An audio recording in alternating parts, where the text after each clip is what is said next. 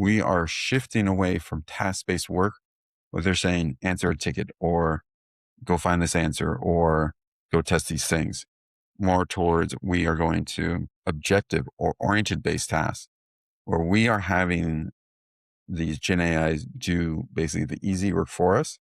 But then we are the people that then have to look at the information, understand it, and then use it in a different way. Any good support leader, when they walk through these answers with their people, they're not going to give them the answer right away. Because if you give someone the answer right away, they're not going to internalize that information. They're not going to really understand why the information they gave was wrong. So you walk them through the ticket and you say, okay, what did you put here? What was your thought process? And if the information's wrong, I would say that's wrong. I'd say, let's try taking a different approach there. And then you kind of nudge them along the way to the answer. You say, okay, what if I gave you this information? What if I gave you this information?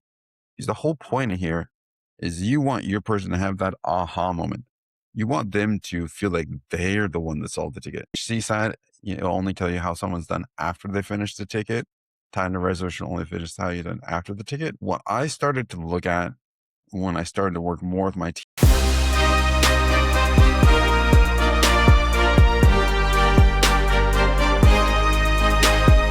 Hi, Andre. Welcome to the podcast. Thank you for having me. Amazing. Andre, help us out by telling a bit about yourself and what you have been up to. Sure. So, hi, everyone. Name's Andre Linde, host of Marginal Support, which is another support-related podcast. I've been in the support world, over 15 years now. So seen a lot of things, heard a lot of things. And like I said, for the host of my podcast recently, I've been talking to a lot of support leaders and seeing how they're handling this ever shifting world now, where we went from basically no AI to everything being AI right now. Yeah. And I think one of the things that I'm thinking about introducing in my podcast is every time we use the word AI, we have to do a coffee shot. Not alcohol yet, but we'll probably do a coffee shot. So tell me a bit about the North Star metric that you focused on early in your career as a CX leader. And did that change as you went along in that journey? Talk to us a bit about how that happened and did that change at all? So when I started out as a leader in support, I think I followed the metric almost everyone else followed, which was CSAT. Back in the day, everyone said, oh, CSAT, time to resolution. These are the things that you have to follow. Every good leader has to follow these. And I think they're important, but both of these are lagging indicators. CSAT, it'll only tell you how someone's done after they finish the ticket. Time to resolution only finishes how you done after the ticket. What I started to look at when I started to work more with my team were stats that weren't really, I'd say, a real stat or something that a lot of the industry was looking at. What I started to look at was time and seat. How long was the person actually on their job? And then average number of tickets across the team. And so the reason why I started to look at average tickets across the team was that you start to see basically a trend. You start to see, okay, which people are taking the most tickets, where are people in the middle, and then where are the people taking the least amount of tickets. And so then when you compare time and seat with average number of tickets, then you kind of start to see like basically who's your top performers and who are the people that are lagging a little bit. And so then when you start to see these people that are lagging a little bit, let's say if they're a new person, well, that's expected. They have to ramp up, they have to learn the product. But if this is someone that's been in the job, let's say 6-7 months, and they're still low on the amount of tickets they're taking, that should be a red flag for you. That should tell you that something's happening. Either this person's not fully absorbing the information, they are taking too long to search for information, or they're just not good at the job. So that's kind of when I started to shift to. And I did see some people that did need a little help when their ticket number was not going up over time. Interesting. Yeah. And I have never heard anybody measure productivity in that way. And I think that is quite layered. I think you're really measuring a bunch of different dimensions that ultimately is focused on, is this person productive enough? Help us understand, what did you do after that information? Was that something that translated into better training, or was it something else that you did if you found that this metric was not up to the mark? So we did a couple things. When you start to see that a person was having a little bit issues, what I would do is I'd go in and I'd start to review their tickets. I would start to see, okay, how long does someone take to solve a ticket? Is this a very rudimentary, a very simple ticket? What are the answers they're giving? And then when you look at this, you can pick your course of action. If the answers they're giving are just wrong, then that's an education issue. If the answers they're giving are right, but they're taking too long, then that's a research problem. They're probably taking too long to find the answers. So once you find the root right there, then you can create a course of action. So let's say that the information they're giving is wrong. Well, okay, then first I would take a couple tickets and I would look at the answers, sit down with them, and then we'd walk through them. I think any good support leader, when they walk through these answers with their people, they're not going to give them the answer right away. Because if you give someone the answer right away, they're not going to internalize that information. They're not going to really understand why the information they gave was wrong. So you walk them through the ticket and you say, okay, what did you put here? What was your thought process? And if the information's wrong, I would say that's wrong. Say, let's try taking a different approach there. And then you kind of nudge them along the way to the answer. You say, okay, what if I gave you this information? What if I gave you this information? Because the whole point here is you want your person to have that aha moment. You want them to feel like they're the one that solved the ticket.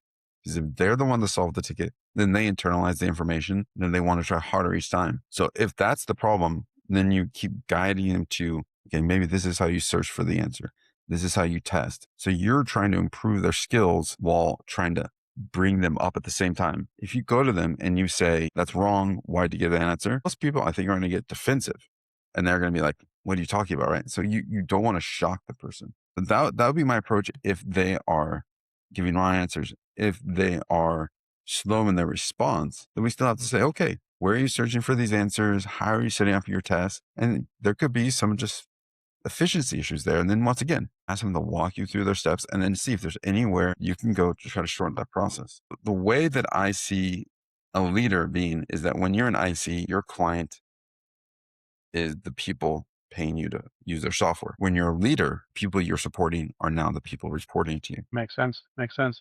So there's a lot of buzz about AI in our industry, and a lot of the things that you just spoke about. Someone could argue that, hey, AI can essentially do all of these things without the hassle of sitting and doing coaching and helping them along and things like that. As an agent who is coming into customer support today or is looking for their next opportunity, what do you think are the skills that they need to build on in order to really do well at their job in today's world? This is something that if you had asked me this question probably 6, 7 months ago, I probably wouldn't have a good answer for you. But after talking with a lot of leaders, looking at how people are starting to use software and look how software's coming out, I think one of the key things you have to know is how to effectively use AI. Anyone can jump in and use AI, but it's a bit of a garbage in, garbage out. If you start putting bad information into any system you're using, it's going to give you bad information out.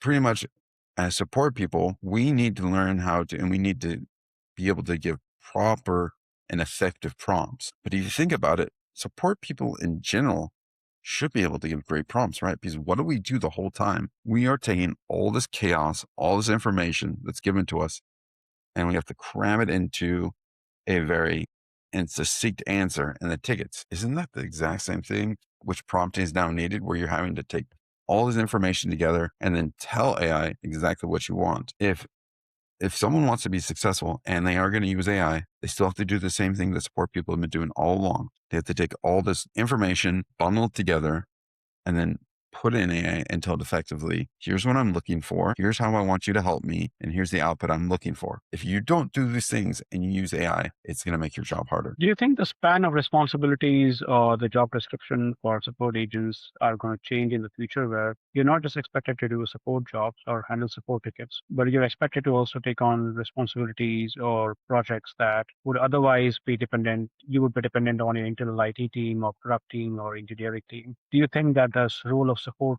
is going to change now that you have access to tools that they can use in order to build out products or services? Absolutely. I think there is. I've heard this theme across multiple leaders I've talked to, and they say that we are shifting away from task-based work, where they're saying answer a ticket or go find this answer or go test these things, more towards we are going to objective or oriented based tasks where we are having these Gen AIs do basically the easy work for us, but then we are the people that then have to look at the information, understand it, and then use it in a different way. I mean, one thing that is very interesting, and I've seen this across multiple posts on LinkedIn and also talking with other people, with tools that are basically allowing vibe coding now. This is allowing teams to build tools that originally you'd have to go to engineering and product and bug them for months and months and months and say, hey, build this tool for me. This allows me to do my job better. I don't have to bother you to look up this information. So I think there are tools that you are going to see now coming out that internal teams are building that are going to make the process a lot easier for support so they can grab information faster. The one risk I see from that, though, is that once support or other people start building these tools, there needs to be effective guardrails put on those. And so these items you're building or these tools you're building probably still has to have at least one QA process done on it by product or engineering to make sure that they are not going to just, crash anything if they're not going to be requesting too much information. Maybe they're making crazy API calls. There still has to be a little bit of check and balances there, though. Makes sense. And I think what would be interesting in the future, if at all we go on this journey, is in contact center, you would usually depend on vendors to kind of give you the latest tools, whether it's agent assist or whether it's AI QA or whatever it is. And if support teams are going to start building these tools, you have less dependency on these vendors because you can kind of build these tools in-house. So you become a bit more self-sufficient. So it kind of disrupts the models that a lot of these vendors use in order to kind of land and expand. They will sell you CCAS software, and then they will sell you these additional offerings as well in order to increase the output. So I think it's going to be pretty interesting, and it just remains to be seen on what we can build and how far we can take it. Last question for you, shifting gears a little bit. What is the one book or CX news that you're excited about the most, and tell us why? Actually, listening to it right now, it is book 8 of I think it's called Fanlit, or I'm not quite sure the category. It's called Dungeon Crawl Carl. It is a very strange series. Like I said, book 8, but it is highly addictive. So I've been listening to the audiobooks, and once you start listening to it, it's one of those books where you're like, oh, I'll just listen to it for 5 more minutes. Oh, just 5 more minutes. And then next thing you know, you've listened for an hour and you're going to bed an hour and a half late. Just means you're just sitting there immersed in the book. So highly recommend it, but I also wouldn't recommend it if you don't want to just lose track of time while you're listening to it. Awesome, awesome, cool. If anyone wants to find you or get in touch with you, how do they do? Sure. I mean, probably the easiest way is on LinkedIn. You can just look me up, Andre Linde. I think I go on Andre out there, but honestly, most of the people that are listening to this, you're probably either a first level connection or a second level connection, or you can search me on YouTube, Marginal Support. That is the podcast I've been doing for about a year now. Thank you so much, Andre. Thank you so much for your time. Amazing conversation, and I hope to talk to you soon. Thanks. Bye. Bye.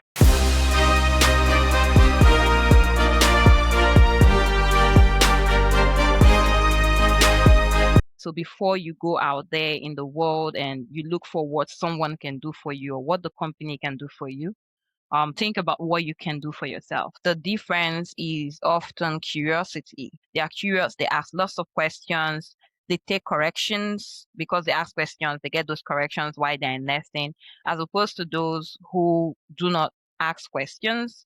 And the group of learners that try to hide at the back of the class until everyone goes into production. And then at that point, you can hide no more because your work speaks for itself. AI can be a force multiplier when it comes to like designing learning materials for L&D, creating courses. It can help you speed up the process of creating the courses. So usually before I started integrating AI in my workflow, I could take about 2-3 days to create a particular course, but now I can do that in a matter of hours.